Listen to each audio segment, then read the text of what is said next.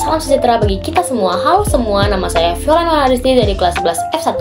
Pada video ini saya akan membagikan sedikit penjelasan mengenai materi sejarah, yaitu di bawah tirani Jepang. Video ini saya buat sebagai bentuk tugas dan pembelajaran, dan juga sekaligus untuk persembahan presentasi untuk teman-teman semua dan untuk Bapak Soliden Manurung sebagai guru sejarah dan guru pembimbing kami. Semoga penjelasan saya dapat mudah dipahami dan bermanfaat bagi kita semua. 1. Masuknya Jepang dan jatuhnya Hindia Belanda. Pada masa Perang Dunia Kedua, Jepang muncul sebagai kekuatan militer yang agresif di kawasan Asia Timur.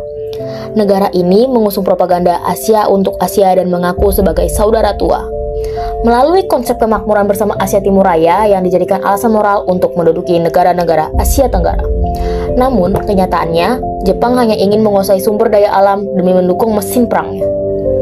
Serangan Jepang terhadap pangkalan militer Amerika Serikat di Pearl Harbor pada 7 Desember 1941 menandai dimulainya ekspansi militer Jepang di kawasan Pasifik. Tak lama kemudian, Jepang bergerak ke Asia Tenggara, termasuk Hindia Belanda, Indonesia.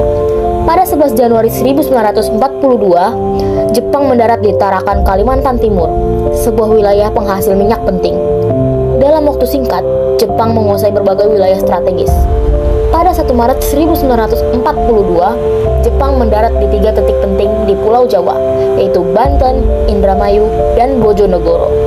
Hindia Belanda yang kala itu diperintah oleh pemerintahan kolonial Belanda tidak mampu memberikan perlawanan berarti. Kondisi ini diperparah dengan lemahnya koordinasi militer dan dukungan rakyat terhadap Belanda yang sudah sangat berkurang. Akhirnya, pada 8 Maret 1942, pemerintah Belanda menyerah tanpa syarat kepada Jepang melalui perjanjian Kalijati di Subang, Jawa Barat. Sejak saat itu, kekuasaan di Indonesia beralih tangan ke tangan Jepang. 2. Penjajahan Jepang dan transformasi pemerintahan di Indonesia. Setelah resmi menduduki Indonesia, Jepang segera membagi wilayah kekuasaannya menjadi 3 bagian berdasarkan kendali militer. Yang pertama ada Sumatera, dikuasai oleh Angkatan Darat ke-25. Yang kedua, Jawa dan Madura oleh Angkatan Darat ke-16. Yang ketiga, Kalimantan, Sulawesi, Maluku, dan Nusa Tenggara oleh Angkatan Laut ke-2. Pemerintahan Jepang bersifat totaliter dan militeristik. Tidak ada ruang bagi demokrasi atau kebebasan rakyat. Seluruh kegiatan politik yang tidak mendukung Jepang dilarang keras. Untuk mengontrol masyarakat, Jepang membentuk organisasi-organisasi massa dan semi-militer yang terlihat mendukung rakyat, namun sejatinya menjadi alat pengawasan dan propaganda. Salah satu organisasi penting yang dibentuk adalah PUTRA, Pusat Tenaga Rakyat, pada tahun 1943, dipimpin oleh tokoh nasionalis seperti Soekarno, Muhammad Hatta, Ki Hajar Dewantara, dan K.H. Mas Mansur. Namun, karena dianggap tidak efektif, PUTRA dibubarkan dan digantikan oleh Jawa Hokokai pada tahun 1944 yang lebih dikendalikan langsung oleh Jepang. Selain itu, Jepang juga membentuk organisasi semi-militer seperti Keigodan, atau Polisi Pembantu, Polifo, dan militer, dan yang paling terkenal adalah PETA, atau Pembela Tanah Air, yakni pasukan sukarela yang dilatih Jepang membantu menghadapi ancaman seperti itu. Dalam proses ini, Jepang sebenarnya sedang mencetak kader-kader militer Indonesia yang kelak akan berperan besar dalam perjuangan kemerdekaan. 3. Dampak penjajahan Jepang di berbagai bidang. 1. Bidang politik. Penjajahan Jepang menutup semua ruang gerak politik independen. Namun tokoh-tokoh nasionalis seperti Soekarno dan Hatta justru mendapatkan ruang tampil dalam organisasi bentukan Jepang. Meskipun di bawah tekanan dan pengawasan ketat, pengalaman ini memperkuat kepemimpinan mereka dan memperluas jaringan nasionalisme. Jepang juga menjanjikan kemerdekaan kepada Indonesia pada 7 September 1944 sebagai taktik menarik simpati rakyat di tengah kekalahan mereka di medan perang. Kedua, bidang sosial. Masyarakat Indonesia mengalami penderitaan hebat di masa pendudukan Jepang. Ratusan ribu orang dipaksa menjadi romusha, yaitu pekerja paksa yang dikirim ke berbagai wilayah untuk membangun infrastruktur militer Jepang seperti jalan, rel kereta, dan lapangan udara. Banyak dari mereka meninggal karena kelaparan, penyakit, dan perlakuan buruk. Di bidang pendidikan, sistem pendidikan pada masa Jepang diubah secara drastis. Sekolah-sekolah Belanda ditutup, dan bahasa pengantar diganti menjadi bahasa Jepang. Pendidikan hanya diperbolehkan sampai tingkat dasar Shogako dan menengah rendah Chugako. Buku-buku pelajaran diisi dengan materi propaganda dan pemujaan terhadap Kaisar Hirohito. Tujuannya adalah membentuk generasi muda yang patuh kepada Jepang dan tidak memiliki semangat kebangsaan.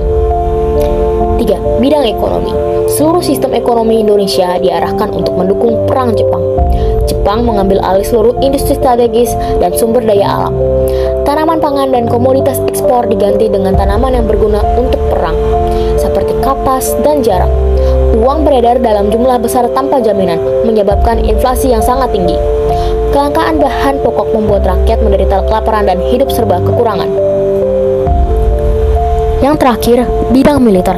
Penjajahan Jepang meninggalkan dampak besar dalam bidang militer. Pembentukan organisasi seperti PETA, Heiho, Seidan, atau Barisan Pemuda, dan Fujinkai, organisasi perempuan, memberikan pelatihan militer dan kedisiplinan yang tinggi kepada rakyat Indonesia, terutama para pemuda. Meskipun awalnya dimaksudkan untuk membantu Jepang dalam menghadapi serangan sekutu, pelatihan dan pengalaman ini kemudian menjadi modal besar dalam perang kemerdekaan melawan Belanda setelah 1945. Banyak mengentan anggota PETA dan Seidan yang kemudian menjadi pejuang kemerdekaan dan perintis Tentara Nasional Indonesia atau TNI. Kesimpulan, pendudukan Jepang di Indonesia berlangsung singkat, hanya sekitar 3,5 tahun, dari tahun 1942 sampai 1945. Tetapi dampaknya sangat besar dan luas. Masa ini penuh dengan penindasan, kerja paksa, kelaparan, dan penderitaan. Namun di balik tirani itu, terbuka juga kesempatan bagi rakyat Indonesia untuk memperkuat semangat nasionalisme, mengasah kepemimpinan, dan belajar organisasi serta militer. Jepang secara tidak langsung telah membentuk landasan yang mempercepat proses menuju kemerdekaan. Setelah Jepang menyerah kepada sekutu akibat kekalahan telak dan dijatuhkannya bom atom di Hiroshima dan Nagasaki pada Agustus 1945, Indonesia segera memproklamasikan kemerdekaannya pada tanggal 17 Agustus 1945. Demikianlah presentasi saya mengenai materi sejarah di bawah tirani Jepang. Masa pendudukan Jepang memang penuh penderitaan, namun juga menjadi momen penting dalam tumbuhnya semangat nasionalisme rakyat Indonesia. Terima kasih atas perhatiannya teman-teman semua, khususnya kepada Pak Soli dan Manurung selaku guru sejarah kami. Mohon maaf apabila ada kesalahan dalam penyampaian. Wassalamualaikum warahmatullahi wabarakatuh. Saya Violin Wain, kelas 11 F1, sampai jumpa di presentasi berikutnya.